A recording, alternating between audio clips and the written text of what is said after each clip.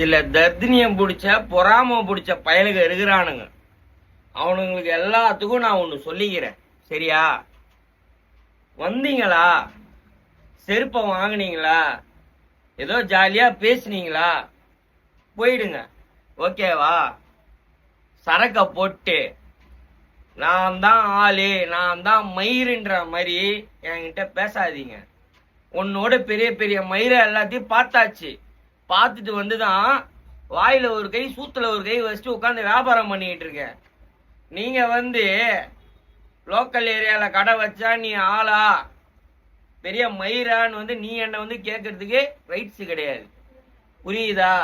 வந்தியா, வாங்கினியா, போயிட்டே இருந்து தேவையில்லாம பேசாத. இந்த பதிவு யாருங்கன்னா இந்த தர்தினியம் பூச்ச பயலுக இருக்கானாங்களே, அவனுங்களுக்கு தான் சொல்றேன்.